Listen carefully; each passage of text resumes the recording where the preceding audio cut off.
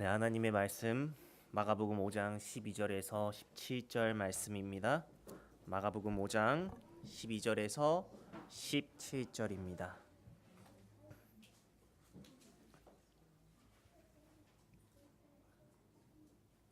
네, 찾으셨으면 다 같이 한번 읽도록 하겠습니다. 시작. 이에 간구하여 이르되 우리를 돼지에게로 보내어 들어가게 하소서 하니 허락하신데 더러운 귀신들이 나와서 돼지에게로 들어가매 거의 2,000마리 되는 떼가 바다를 향하여 비탈로 내리다라 바다에서 몰사하거늘 치던 자들이 도망하여 읍내와 여러 마을에 말하니 사람들이 어떻게 되었는지를 보러 와서 예수께 이르되 그 귀신 들렸던 자 곧 군대 귀신 집혔던 자가 옷을 입고 정신이 온전하여 앉은 것을 보고 두려워하더라. 이에 귀신 들렸던 자가 당한 것과 돼지의 일을 본 자들이 그들에게 알림해 그들이 예수께 그 지방에서 떠나기를 간구하더라. 네, 안녕하십니까? 저는 오늘 마가복음 5장 12절에서 17절까지의 말씀으로 영혼을 봐야 영혼이 보인다는 제목으로 말씀을 증거하도록 하겠습니다. 여러분들에게 누군가 소원이 무엇이냐고 물으신다면 어떤 게 나의 소원이다라고 대답하시겠습니까? 우리 대한민국에는 한 가지 소원이 있죠.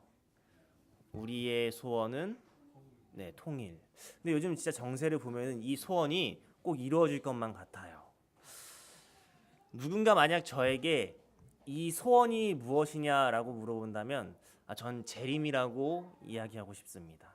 제가 꼭 구원을 받아서 재림이라고 얘기하는 것보다는 그냥 얼른 빨리 예수님 얼굴 한번 뵙고 싶다.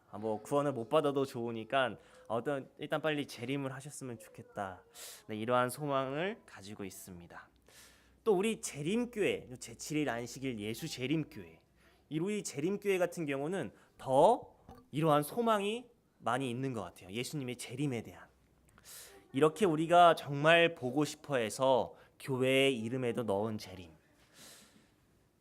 근데 오늘 성경 말씀에는 예수님을 직접 만나고 그 예수님이 자신의 마을에 찾아왔지만 그러한 예수님을 자신들의 마을에서 떠나달라고 부탁한 사람들이 나옵니다.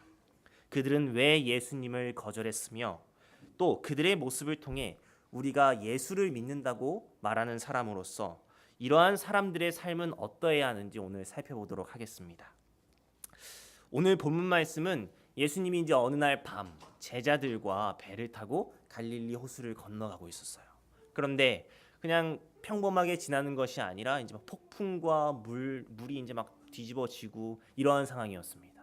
제자들은 자신들의 힘으로 어떻게든 좀 이제 살아보려고 노력을 하다가 더 이상 자신들의 힘으로 할 수 없다는 것을 깨닫고 저 배에서 주무시고 계시는 예수님을 이제 그제서야 기억을 하게 돼요. 그리고 예수님을 깨우죠. 예수님, 우리가 이제 죽게 생겼습니다. 이제 예수님께서는 간단하게 잠잠하라 하니 이제 바닷물도 잠잠해지고 폭풍도 잠잠해지는 일이 있었습니다. 그 다음 날의 이야기가 오늘 본문 말씀의 이야기인데요. 이제 그렇게 밤새 폭풍우를 맞고 이제 다음 날 아침 예수님과 제자들은 거라사라는 지방에 도착을 하게 돼요. 그런데 이렇게 예수님과 제자들만 도착한 것이 아니라 예수님을 따라다니는 많은 무리의 사람들 또한 같이 배를 타고 이곳에 도착했습니다. 그런 그들을 기다린 것은 무슨 예수님의 이적을 소문을 듣고 환영식을 맞이하는 사람들도 아니었고 예수님께 치료를 받기 위해 기다리고 있던 병자들도 아니었습니다. 그들이 그 전날 밤 만났던 폭풍과도 같은 사람들이 그들을 향해 달려오고 있었어요. 두 사람이 저 멀리서부터 달려오고 있는데 그들의 옷은 찢어졌으며 그들의 몸에는 그들을 묶어두기 위한 이제 철 쇠고랑이 있었습니다. 그러한 모습을 본 제자들과 사람들은 도망가기 시작했어요. 그러나 예수님만은 홀로 남아 그 귀신 들린 사람을 마주하게 됐는데요. 그 귀신 들린 사람이 이제 예수님 앞에 다가와서 주님, 우리를 이 지방에서 떠나지 말게 하여 주시옵소서 부탁을 합니다. 예수님께서는 이제 그들이 이제 그 귀신 들린 사람이 예수님께 우리를 떠나지 말게 하시고 저 주변에 있는 저 옆에 있는 돼지떼에 들어가게 허락해 달라고 이야기를 해요. 예수님께서는 그것을 허용하셨습니다. 이렇게 허용하시자마자 그 군대에 들린 그 군대라고 자신을 소개했던 귀신 떼는 그 돼지떼에 들어가서 전부 다 낭떠러지로 떨어져 바다에 빠져 죽습니다. 그런데 이 일로 죽은 돼지가 13절에 보면은 몇 마리라고 나와 있죠? 2,000마리. 그래서 제가 이제 말씀을 준비하다가 한번 궁금해졌어요. 2,000마리 정도면 지금 얼마 정도 할까?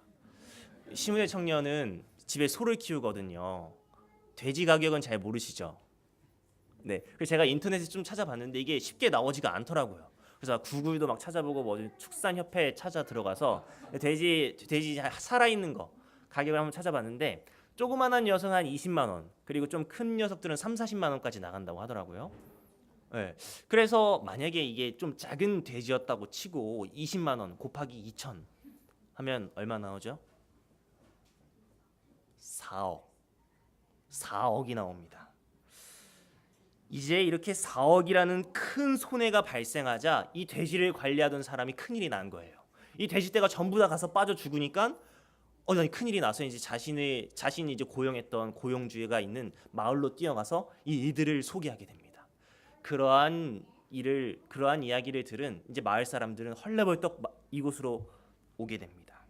그리고 주인들은 자신이 이제 사건의 진상을 파악하기 위해 그곳에 왔을 때 자신들이 항상 피하고 싶었고 무시하고 차라리 그냥 그 사람 좀 죽었으면 좋겠던 그 귀신 들린 사람이 정신 차리고 온전한 모습으로 이제 예수님 앞에 앉아 말씀을 듣고 있는 걸 봐요. 이걸 본 그 사람들의 반응은 어땠습니까? 이 놀라운 광경을 본 그 사람들은 기뻐하지 않았습니다. 그 이유는 그들에게는 돼지 잃은 것이 사단의 포로였던 이 사람이 구원받은 것보다 더 중요한 일이었기 때문이었어요. 그러니까 자신이 지금 돈 잃은 것 때문에 이 사람이 뭐 사단에게 구원을 받던 말든 아무런 상관이 없었던 거예요. 그래서 결코 기뻐하지 않았던 겁니다.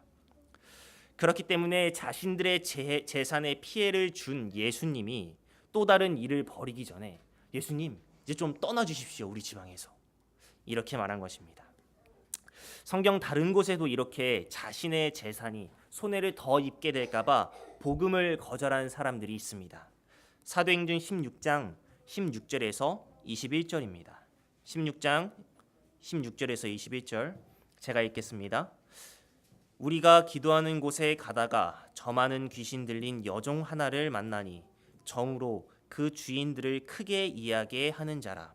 바울과 우리를 쫓아와서 소리질러 가로되 이 사람들은 지극히 높은 하나님의 종으로 구원의 길을 너희에게 전하는 자라 하며 이같이 여러 날을 하는지라. 바울이 심히 괴로워하여 돌이켜 그 귀신에게 이르되 예수 그리스도의 이름으로 내가 내게 명하노니 그에게서 나오라 하니 귀신이 즉시 나오니라. 종의 주인들은 자기의 이익에 소망이 끊어진 것을 보고 바울과 실라를 잡아가지고 저자로 관원들에게 끌어갔다가 상관들 앞에 데리고 가서 말하되 이 사람들이 유대인인데 우리 성을 심히 요란케 하여 로마 사람인 우리가 받지도 못하고 행치도 못할 풍속을 전한다 하거늘. 이 이야기는 바울의 이제 2차 선교 여행 이야기입니다. 빌립보라는 지방에 이르렀을 때 한 귀신 들린 여자가 계속 바울과 그 바울 전도단을 쫓아다니면서 이 사람은 하나님의 사람입니다라고 이야기를 해요. 17절에 보면. 그럼 약간 좀 좋은 거 아닌가요? 처음에 딱 내가 선교로 지방에 갔는데 어떤 사람이 이 사람은 하나님의 사람입니다. 하나님의 사람입니다. 좀 좋은 것 같아요. 근데 약간 좀 걸리는 게 뭐냐면은 귀신 들린 사람이 자꾸 날 쫓아오면서 이 사람은 하나님의 사람입니다. 이렇게 얘기를 했습니다. 그럼 이건 무엇이었을까요? 왜 귀신 들린 사람이 이렇게 바울을 도와주는 것 같아 보이죠? 실상은 이랬습니다. 이 귀신이 하나님을 더 높이기 위해서 이렇게 시인한 것이 아니라 이러한 말들을 통해 바울이 영감을 받고 있는 하나님의 성령으로 말하는 바울이 귀신 들린 사람과 동일한 영으로 말하고 있다고 이방인들을 속이기 위하여였어요. 그러니까 자신이 사람들이 봤을 때 쟤는 귀신 들린 사람인데 바울을 인정하면은 사람들이 봤을 때는 이 사람이 행동하는 이 사람이 영향을 받는 영이나 바울이 받는 영이나 똑같은 영이구나. 그러니까 사람들은 사단의 영, 사단의 영으로 이해시키기 위해서 사단은 그러한 수법을 사용한 것이었습니다. 얼마 동안 사도들은 이러한 반대를 좀 참았어요. 그런데 참다 얼마 후 바울은 그 귀신에게 명령을 내립니다. 이제 그 여자에게서 나오라고. 이렇게 귀신이 떠나간 여자가 더 이상 점을 칠 수 없게 되면 누가 가장 타격이 오는 거죠? 그 주인입니다. 이 여자의 주인은 자신이 돈을 벌던 수단이 사라졌기 때문에 분노하고 바울을 고소하고 감옥에 넣었습니다. 이 귀신 들린 여자의 주인 또한 자신의 재산에 손해를 입게 되자 더 이상의 손해를 막기 위하여 복음을 거절한 모습을 우리는 확인할 수 있습니다. 거라사의 사람들, 또 빌립보의 주인, 이 두 사람의 공통점은 무엇일까요? 돈을 잃은 게 공통점일까요? 돈을 잃는 걸 말고 그것 넘어 그들은 고통받는 영혼보다 먼저 돈을 생각한 사람들이었습니다. 그들은 고통받고 희망이 없이 살던 그 사람들이 사단의 속박에서 벗어나 새로운 삶을 사는 것에 전혀 개의치 하지 않았어요. 그들의 눈에 보이는 것은 오로지 돈이었습니다. 우리 또한 살아가면서 많은 것들을 바라보며 살아가고 있습니다. 그렇게 살다가 상처받은 사람을 우리는 보지 못하는 것 같아요. 바쁜 직장 생활을 하다가 너무 바빠 정신없이 살다가 또 곧 다가오는 중간고사가 너무 우리에게 부담이 되고 또 다가오는 대출금 이자 납부일, 집안의 경조사일, 스마트폰에 빠져 우리는 상처받은 영혼에게 눈길조차 주고 있지 않습니다. 영혼을 보기 위해서는 먼저 영혼을 바라봐야 하는 것 같습니다. 우리가 살아가는데 너무 바쁘고 정신없이 지내다가 정작 내 옆에서 상처받아 쓰러진 영혼을 보지 못하는 것 같더라고요. 미국 신학교인 프린스턴 대학교에서 이제 한 심리학자가 성경에 나오는 사마리아인 이야기를 통해 한 심리학 실험을 하기로 했습니다. 그래서 프린스턴 대학교가 이제 유명한 신학교인데 이제 그곳에 신학생들을 모아놓고 두 그룹으로 나눴다고 해요. 첫 번째 그룹은 설교를 적게 했는데 사마리아인을 주제로 한 설교를 적게 했고 또 다른 한 그룹은 그냥 너네가 자신 있는 아무런 주제로 설교를 준비시켰습니다. 그리고 이 두 그룹이 이제 설교를 다 준비하자 그들에게 이제 당신들이 이제 곧 설교를 하러 가야 됩니다라고 이야기를 해요. 그러면서 이제 그 두 그룹에게 어떻게 또 다른 분리점을 주었는데 한 그룹의 반에 있는 사람에게는 이렇게 이야기를 했습니다. 당신이 지금 설교를 빨리 이제 준비를 해가지고 몇 분 정도의 시간이 남았습니다. 그 대신 그래도 조금 시간이 얼마 남지 않았긴 했지만 뭐 천천히 가도 상관은 없습니다. 이렇게 이야기한 조가 있었고 나머지 한 조에는 당신의 설교를 듣기 위해 지금 많은 사람들이 기다리고 있으니 서둘러 빨리 가십시오. 이게 실질적인 이제 컨셉이었어요. 그래서 사람들은 이제 그러한 말을 듣고 걸어가고 있었습니다. 그런데 이 심리학자는 그들이 걸어가는 길 가운데에 한 배우를 숨겨놨는데요. 그 배우는 꼭 누군가의 도움이 지금 필요로 하는 사람이었어요. 약간 좀 옷도 허름하고 어딘가 아파 보이고 누군가 도움을 꼭 줘야만 하는 그런 사람이었습니다. 이 설교를 준비한 사람들, 과연 이 불쌍한 사람을 도와줬을까요? 그들의 준비한 설교는 선한 사마리아인을 이야기로 주제로 한 설교도 있었고 그렇지 않은 설교도 있었습니다. 이 두 사람들의 과연 차이점이 있었을까요? 그들이 도와주고 도와주지 않은 것은 이 사람이 설교를 선한 사마리아인으로 했는지 아니면 일반 주제로 했는지 그것이 구분점이 아니었습니다. 또 추후에 그들의 이제 영성에 대해서 이제 체크표로 해서 이제 그들의 영성을 수치화했었는데 그러한 영성도 이 불쌍한 사람을 도와주고 도와주지 않는 것에 대한 기준점이 되지 않았어요. 그 기준점은 당신에게 지금 시간이 여유롭다, 촉박하다. 이것이 그 기준점이었습니다. 당신이 지금 이제 좀 시간 가는데 설교하러 가는 곳까지 시간이 좀 있으니까 뭐 천천히 가셔도 상관없습니다. 이렇게 말을 들은 사람은 3분의 2가 그 불쌍한 사람을 도와줬다고 합니다. 그런데 당신이 지금 시간이 별로 없고 사람들은 당신을 기다리고 있으니 얼른 서둘르십시오. 이렇게 이야기를 들은 사람들은 10분의 1만이 그 불쌍한 사람을 도와줬다고 해요. 그러니까 이 10분의 1에는 그 도와주지 않은 10분의 9는 선한 사마리아인을 주제로 설교를 작성했음에도 그가 촉박하다는 상황을 인식하는 것 때문에 불쌍한 사람을 도와주지 않고 설교 장소로 갔다고 합니다. 이 실험 결과 또한 사람들은 촉박한 시간을 보고 있으므로 상처받은 영혼을 보지 못하고 지나갔다는 것을 이야기하고 있습니다. 우리의 상황도 똑같은 것 같습니다. 지금 당장 내 앞에 있는 문제들을 해결하기에 급급하여 이것에 몰두되어 내 옆에 고통받고 힘들어하고 있는 사람을 우리는 지금 보지 못하는 건 아닐까요? 어느 날 이제 교회를 오기 위해 전철을 타고 오고 있었습니다. 보통 이 전철을 타고 오면서 못한 교과 공부를 한다든지 아니면 스마트폰을 보면서 오는데 이제 그날은 그냥 멍하니 기차를 타면서 오고 있었습니다. 이게 전철에 문이 열리는 옆쪽에 보면은 조그만한 광고판 하나씩이 있어요. 이제 어느 날 그렇게 이제 손잡이를 잡고 덜렁덜렁 오고 있었는데 그 광고판에 희귀병을 앓는 아이의 이제 사연을 소개하면서 그 아이를 도와주세요. 이제 희망의 문자를 보내주세요. 이제 얘기를 하는 겁니다. 근데 그 이제 문자를 보내면 소액 결제가 좀 되는 거예요. 몇천 원. 그래서 이렇게 해가지고 좀 힘냈으면 좋겠습니다. 저 나름대로의 이제 희망의 메시지를 보냈습니다. 이제 여차여차해서 그러한 계기를 통해 이제 그 단체에 제가 이제 정기적으로 이제 후원을 하고 있는데요. 만약 제가 그날 핸드폰을 보고 오면서 왔다면 그 아이를 도와줄 수 있었을까요? 아마 영원히 도와주지 못했을 겁니다. 무언가로 인해 바쁘게 살아가고 있는 우린 지금 잠깐 멈추고 주변을 한번 둘러봐야 하는 것 같습니다. 내 옆에 조금 어디 불쌍한 사람이 있는지, 고통받고 힘들어하고 있는 사람이 있는지 우리는 잠깐 멈추어 우리의 주변을 한번 둘러봐야 하는 것입니다. 차 안 돼라는 말이 있어요. 차 안 돼. 들어보신 분 계시나요? 이 차 안 돼라는 말은 경주마에게 씌우는 안대입니다. 왜 경주마에게 안대를 씌우냐? 걔가 잘 때 이렇게 눈 가리고 좀 더 편하게 자기 위해 말에게 안대를 씌우는 건 아니고요. 이 경주마들이 경마를 할 때 앞만 보고 가기 위해 옆에를 가려놓는 뭐라 그러지? 안대. 이 안대 보고 차 안대라는 겁니다. 그러니까 경주마는 너는 옆에 보지 말고 앞만 보고 가라는 거예요. 사단도 지금 우리에게 이러한 차 한 대를 씌워놓고 있는 것 같습니다. 너희가 지금 행복하려면 이 세상에서 그냥 평범하게라도 살아가려면 일단은 앞만 보고 가야 된다.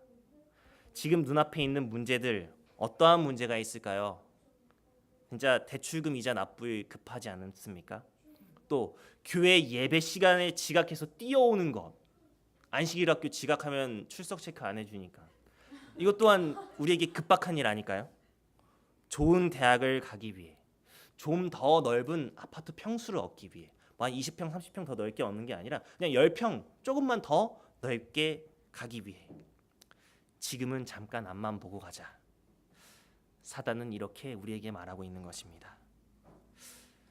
근데 영혼을 꼭 우리가 바라봐야만 할까요? 영혼 바라보는 게 그렇게 중요한 걸까요? 상처받은 영혼 꼭 우리가 신경 써야만 하는 걸까요? 아까 돼지 떼를 잃은 사람들 4억입니다, 여러분. 4억. 저희 집엔 4억이 없어요. 4억 잃으면 빚이 4억만 생겨도 정말 부담감이 생기고 엄청. 근데 이 사람들은 4억을 한순간에 잃어버려요. 또 빌립보의 주인 어떻습니까? 그 귀신 들린 여자 생각하면서 그래 내 노후는 이걸로 끝이야. 근데 이 노후가 사라져버린 거예요.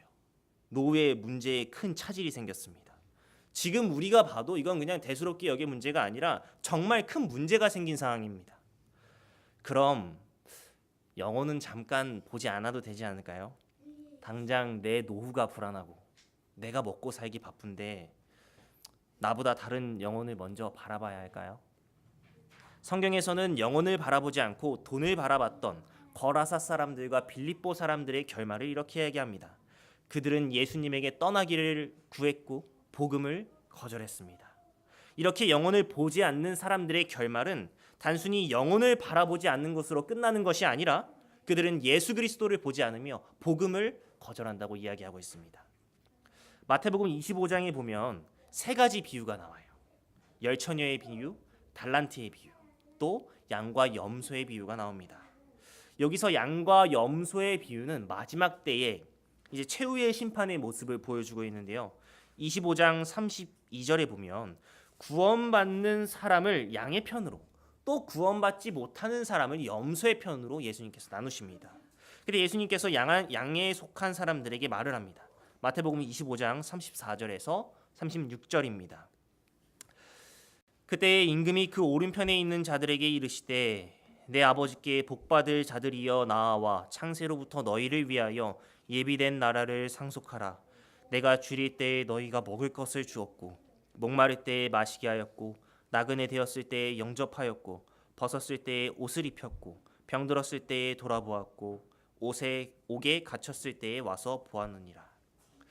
그런데 이 말을 들은 사람들은 반응이 좀 우리가 생각하는 것과 사뭇 다릅니다.